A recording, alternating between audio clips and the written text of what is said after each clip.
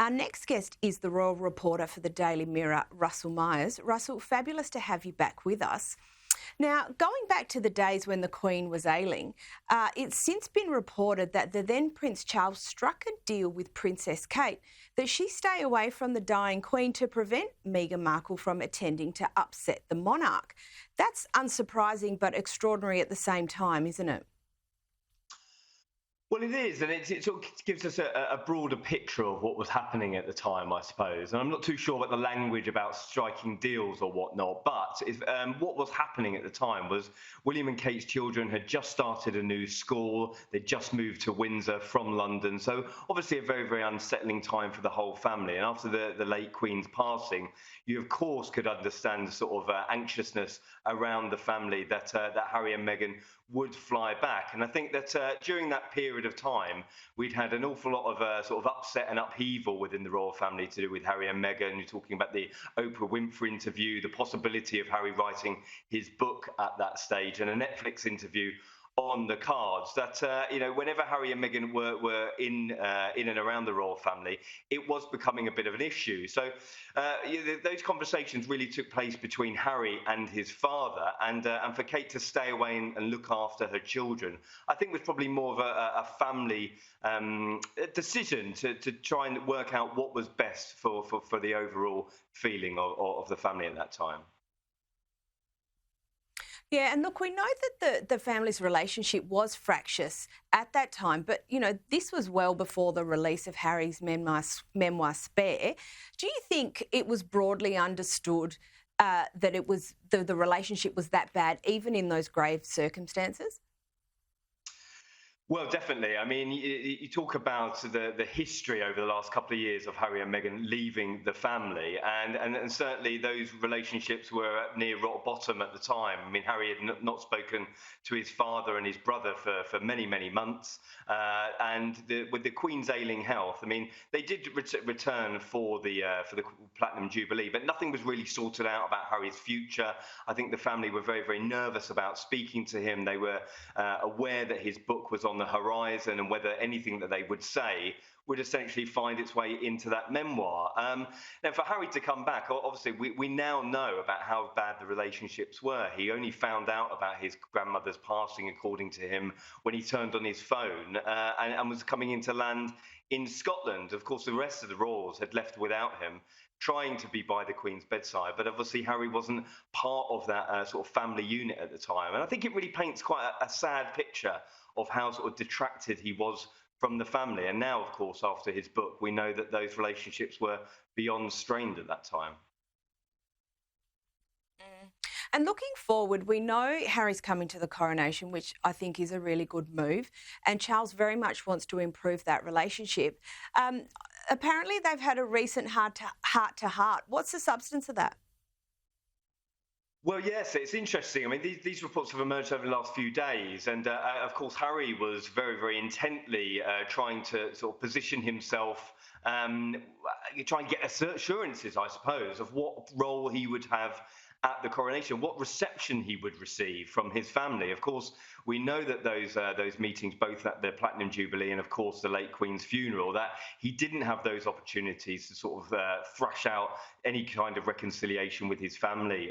During those interviews for his book, he pretty much said the ball was in their court, and if they wanted to speak to him, then they could. We've seen Harry back in London over the past couple of weeks. He's fighting a couple of court cases.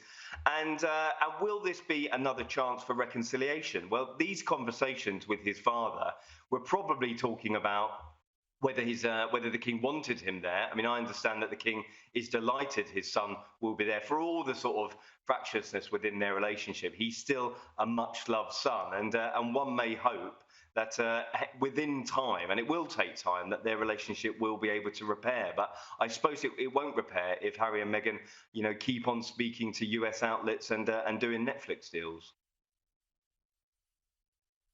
Yeah, that's fair enough. And as much as that, perhaps that conversation is about assurances for Harry, do you think that for Charles it's also a risk management exercise for the rest of the royal family? Well, listen, I mean, this event, the King's coronation, is absolutely huge. It goes without saying. There's an awful lot of planning still to do. I mean, during the week, we revealed that there was, the plans were in chaos. That there was certain issues with the overrunning of rehearsals, the seating arrangements hadn't been planned. That was largely due to Harry and Meghan's sort of non-RSVP at the time. So there's still an awful lot to do. We're 3 weeks out now, and for the rest of the family, trying to work out what their role will be in this huge event, which is, of course, not only a family event, it's a state occasion, but it has huge ramifications across the country, across the Commonwealth. It is very much not about Harry and Meghan. So for all Harry's conversations with his father, I think the King and the rest of the family have got bigger things on their minds at the moment. Speaking of the rest of the family, and despite chatter, we understand that Andrew will still probably remain on the sidelines.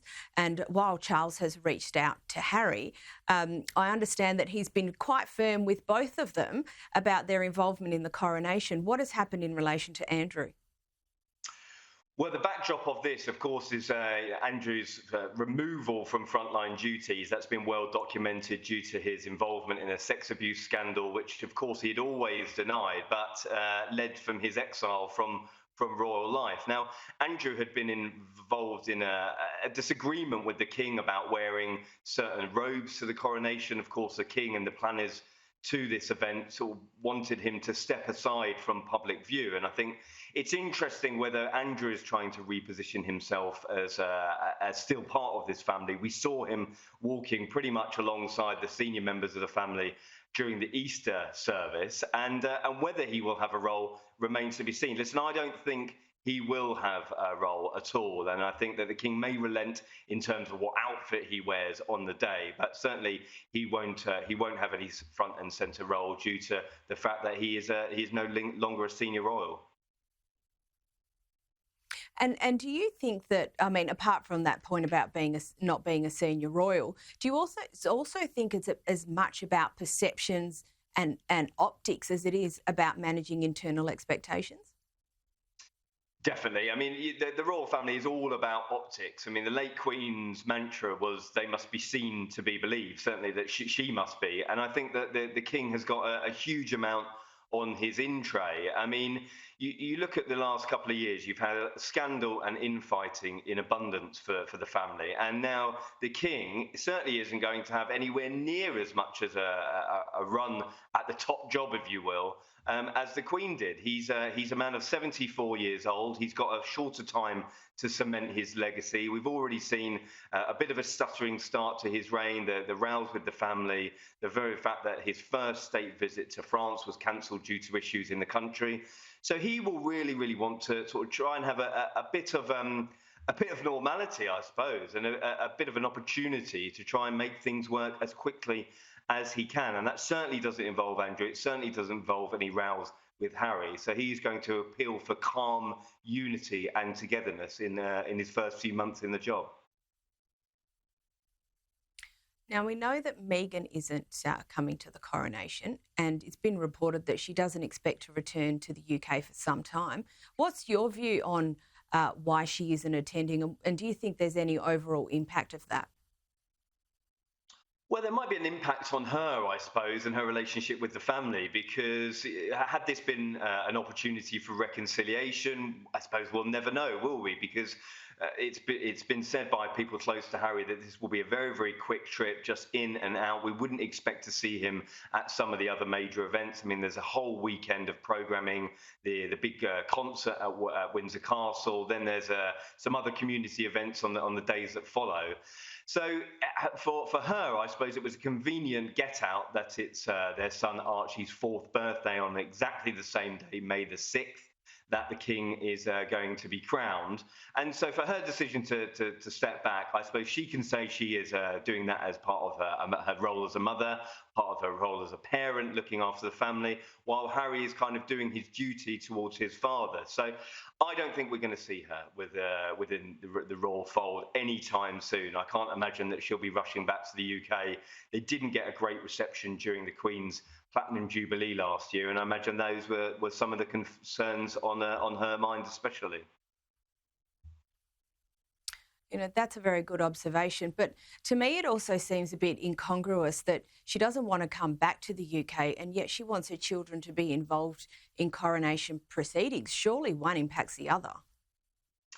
Well, definitely. I think it's a complete contradiction. Some may find that Harry and Meghan had, I think, through members of their friendly media, had pretty much said that they didn't want titles for their children. And here we are, just a few weeks ago, they have negotiated these prince and princess titles for their children. Now, of course, that they were entitled to those roles, but Harry and Meghan could have decided to go the other way of members of the family. Certainly, Princess Anne, the Earl and Countess of Wessex, didn't choose those roles for their children. So, what does it mean for them? I mean, I think that Harry has said himself that he found princely titles, those sort of associations with the monarchy, very, very burdensome. So it remains to be seen what role they will have with the royal family. Maybe moving forward that they will have a larger role to play. But certainly for Meghan and Harry, I think that this needs to be a period of calm and try and everybody have a bit of a breathing space, because the last 2 years have been particularly fraught. And finally, Meghan McCain has hit out at Meghan Markle about her not attending the coronation. The former Meghan says the latter has chickened out. Do you think that's the case, that Meghan doesn't want to put her much discussed lack of popularity to the test? Well, I'm not sure how Meghan McCain is qualified to sort of comment on the affairs of the royal family. I wasn't aware that she knew Meghan Markle, but I think, listen, it's quite unfair about Meghan Markle, because she was damned if she did, damned if she didn't. And the fact that she's taken this decision to stay at home, no doubt they'll be having a birthday party for Archie. There is her family obviously comes first, and it's one thing to have come out of respect, out of a duty that she may have felt as a member of the royal family, to pay her respects to the late Queen for her funeral, and indeed the Platinum Jubilee, where they did attend. It's another thing entirely to attend the coronation of a new king. So, listen, I think well, the proof will be in the pudding. We'll have to see where the Sussexes go next. If we do see them doing new interviews, if we do see another Netflix series, then I suppose they'll be judged on that. So let's wait and see, I suppose. But you do make a really good point. The USA, for a country which has a level of contempt for the very notion of the monarchy, God, they're remarkably invested in watching the lead up to the coronation, aren't they? Well, they are. I mean, I suppose they find it as some form of celebrity, I suppose. And I think the Americans have always seen this, that because they don't have a royal family, it's just sort of the AA list. Whereas we kind of see it very, very differently, don't we? There's a certain reverence to certainly that how the Queen had been on the throne for so long and given her life to duty. And again, I think that's an issue for the king and the rest of the royal family. How do they become a monarchy in a modern world? And I suppose that's the big issue that they have to contend with at the moment. Yeah, I think you're absolutely right. Look, Russell Myers, that's all we've got time for. Thank you so much for joining me on the show tonight. Until next time. Thank you. My pleasure.